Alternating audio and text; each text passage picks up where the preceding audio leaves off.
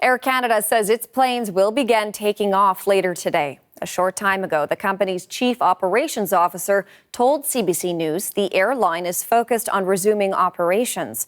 Early this morning, marathon negotiations yielded a deal between Air Canada and the union, representing more than 10,000 flight attendants. In a statement, CUPE says, quote, "Unpaid work is over. We have reclaimed our voice and our power. When our rights were taken away, we stood strong, we fought back, and we secured a tentative agreement that our members can vote on." Unpaid ground work was a major sticking point. Wage increases were another key issue. We're still working to confirm all the final details. CUPE is advising members to fully cooperate with the resumption of operations.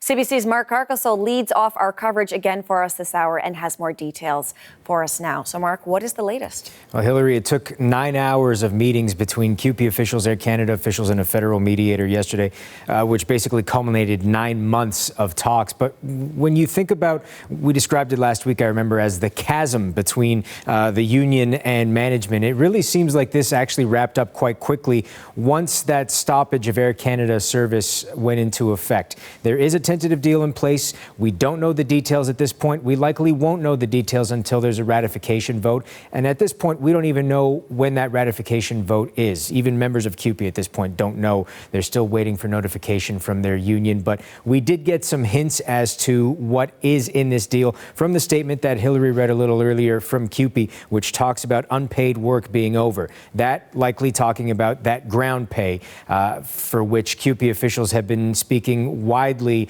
about fixing the fact that they were not getting paid when the plane was on the ground, not flying, not moving. And it sounds, speaking to the COO of Air Canada, as we did on News Network earlier today, like that may no longer be an issue. There was always an offer there from the company to give some compensation. The union wanted 100% compensation for ground work. Again, we don't know exactly what they're getting, but it sounds like Mark Nasser is saying they are getting something. Ground pay is settled. Our flight attendants will be compensated for their time on the ground. This has been part of our offer for several months now. It absolutely should be in there. And we're so happy that we finally reached this industry-leading deal that allows our flight attendants to be compensated for the important work, safety work, customer service work that they perform on the ground. So again, it remains to be seen exactly what that means. But obviously, the main goal for Air Canada now is to get flights back up and moving, according to a statement that they gave us earlier today. While that will begin in earnest likely later on today, it likely won't be back to full capacity for at least a week, if not a few more days beyond that. That's a long time. A long time for that to still be affecting people. What about this issue of unpaid work, particularly unpaid ground work? What are we hearing on that front at this point? Yeah, the Federal Minister of Jobs, Patty Hajdu, has been commenting about that over the last couple of days, and we learned late yesterday afternoon that she does plan to launch an investigation into that. In fact, she says as of today, that investigation has begun. Officials in her office say it should take 6 to 8 weeks. They will make the results and the report from that public, and they will fix any loopholes they come across as part of their investigation. She spoke on Power and Politics here on CBC News Network yesterday, a little bit about what will go into that investigation, specifically what they're looking for. And it's deeply concerning as the Labour Minister responsible for the Canada Labour Code.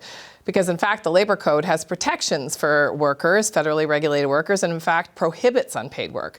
So I'm concerned deeply by this allegation. And if there are loopholes that employers are using to get around the Canada Labour Code, we have to know and we have to close them. It's interesting to hear her say allegations because this is something that flight attendants in Canada have been talking about for a long time. But she says within the Labour Department, there are no complaints on file for this. So no one's officially complained, according to the Jobs Minister. And just one more thing, CUPE's WestJet component says that they do have negotiations coming up in a little bit. They have the same issues with unpaid ground pay. And after what Air Canada seems to have given their employees, rather, they say that they will be bringing this issue to the table in their negotiations as well. You can imagine there might be many flight attendants from different airlines watching how all of this plays out. Okay, For now, thank you for this. The CBC's Mark Carcasole.